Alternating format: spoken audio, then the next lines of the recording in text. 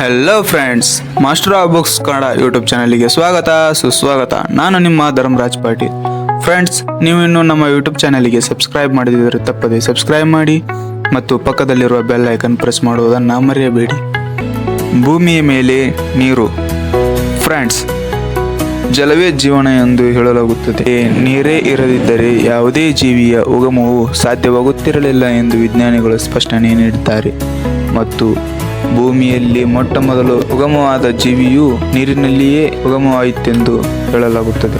Friends, ಭೂಮಿಗೆ ನೀರು ಹೇಗೆ ಬಂದಿತು ಎಂಬ ವಿಷಯವನ್ನು ನಾವು ವಿಜ್ಞಾನಿಗಳ ಬಳಿ ಕೇಳಿದಾಗ ನಾಸಾ ಅಥವಾ ಇತರೆ ವಿಜ್ಞಾನ ಸಂಸ್ಥೆಗಳು ಅಥವಾ ವಿಜ್ಞಾನಿಗಳು ನೀರು ಎಲ್ಲಿಂದ ಬಂದಿದೆ ಎಂಬ ಸ್ಪಷ್ಟ ಉತ್ತರವನ್ನು ನೀಡುವುದಿಲ್ಲ.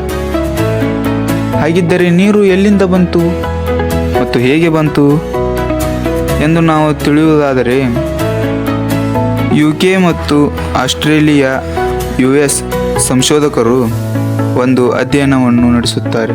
ಅವರು ಬಾಹ್ಯಾಕಾಶ ಧೂಳಿನ ವಿಶ್ಲೇಷಣೆ ಅಂದರೆ ಸೋಲಾರ್ ಡಸ್ಟ್ ಅನಾಲಿಸಿಸ್ ಮಾಡಿದಾಗ ಈ ಸಂಗತಿಗಳು ಸಂಶೋಧನೆಯಿಂದ ಹೊರಬಂದಿದೆ.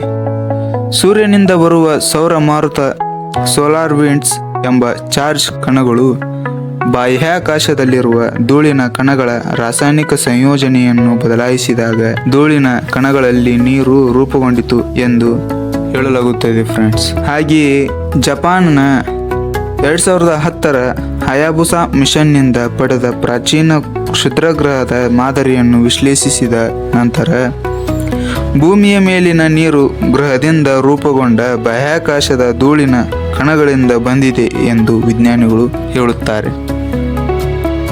ಫ್ರೆಂಡ್ಸ್, ಹಾಗೆಯೇ ಬಹಳಷ್ಟು ವರ್ಷಗಳಿಂದ ಇದರ ಬಗ್ಗೆ ಸಂಶೋಧನೆ ಮಾಡುತ್ತಿರುವ ಡಾಕ್ಟರ್ ಡಾಳೆ ಅವರು ಹೇಳುವ ಪ್ರಕಾರ ಸೂರ್ಯನಿಂದ ಬರುವ ಹೈಡ್ರೋಜನ್ ಅಯಾನುಗಳು ಗಾಳಿಯಿಲ್ಲದೆ ಕ್ಷುದ್ರ ಗ್ರಹಗಳೊಂದಿಗೆ ಬಾಹ್ಯಾಕಾಶದಲ್ಲಿ ಇರುವ ಧೂಳು ಕಣಗಳೊಂದಿಗೆ ಡಿಕ್ಕಿ ಹೊಡೆದು ಪದಾರ್ಥದ ಒಳಗೆ ಹೋಗಿ ಅವುಗಳ ರಾಸಾಯನಿಕ ಸಂಯೋಜನೆಯ ಮೇಲೆ ಪರಿಣಾಮ ಬೀರುತ್ತದೆ ಎಂದು ವಿಜ್ಞಾನಿಗಳು ಹೇಳಿದ್ದಾರೆ.